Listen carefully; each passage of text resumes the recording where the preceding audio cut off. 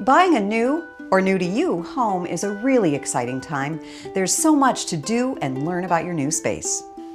But before offers are accepted and paperwork is finalized, a key task is to secure a thorough house inspection to evaluate the home for safety, functionality, and other possible issues.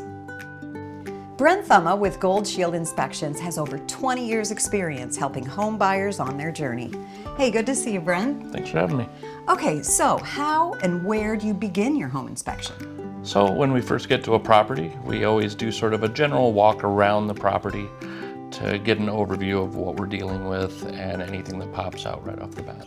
Okay, well I think for today, let's kind of talk through each of the key components and you can walk us through the process. And let's start with doors and windows because we're all about efficiency and we know those can greatly impact a home's efficiency. They really can. And a lot of that comes with us for air sealing, making sure that your seals on your door are correct and that everything fits the way it's supposed to and the doors latch and lock, both for safety and just obvious use for that. With windows, it always comes down to air sealing and whether or not the window actually operates correctly. All right, the next one is a big one, mechanical systems. What are you looking for there? Well, let's go take a look at those now. Okay. So what are you inspecting down here? So we always start with the home's heating and cooling. So like inside, we'll look at the furnace, cleanliness, make sure the filter's clean in it, just overall ability for it to work efficiently. And on the outside, we'll look at the condensing unit, the air conditioner. And for there, it's again, we look for the fins being cleared, no debris on them or anything, again, so that it can run efficiently. All right, once you've tested those things and made sure that they operate well, how about a water heater? So with the water heater, we look at the age and we look to make sure there's no plumbing leaks or anything like that that has caused any type of damage to the water heater. And there's a few safety issues that we check on the water heater. All right, well, I know that electrical can cause some real safety concerns, so let's go take a look at what you look for there. Yeah, that's right over here. So here's the home's electrical panel. What are you looking for here? So as you can see, we've already removed the front cover. It's not something I would recommend a homeowner do.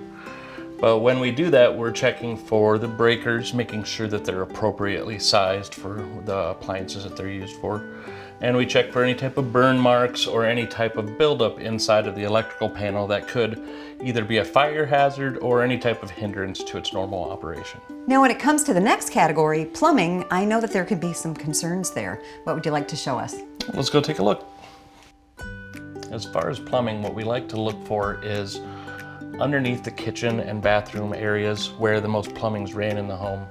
We check to make sure the drains are ran correctly. There's a proper air trap under there to keep the gases from coming back.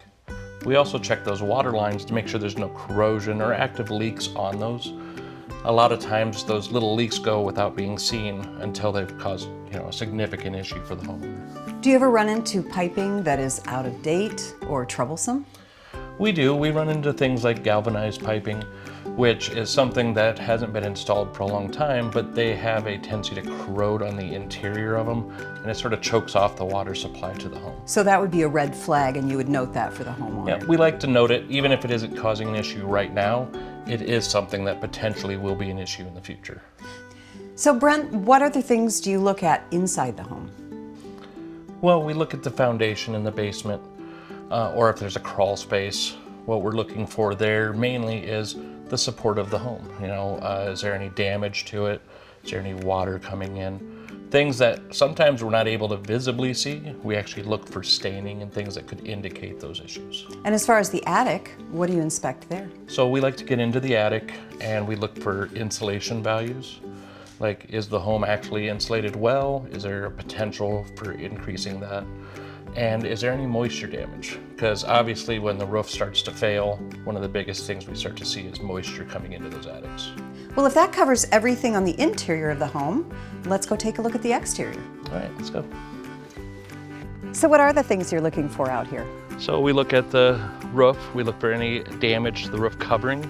We want to keep that water out of the structure of the roof. And then we'll also look at the siding around the home to make sure that there's no damaged areas or any areas that are allowing, any type of moisture or even pest entry into the home. Okay, so you collect all of this information, and then how do you summarize it so it's really of optimum use for the home buyer? We actually use a digital report so that it actually gets sent out to your cell phone and to your email, like you can use it on your computer. Very detailed, and it's very intuitive to where you can actually see each part, and it has videos, pictures in it. Really helps you get an understanding of what each item is. Well, thanks so much, Brent. This is really an important step in the process. And don't you go anywhere, because when we come back, Brent will still be with us and he'll talk about home maintenance and how that can impact your PowerHouse's safety and efficiency. We'll be right back.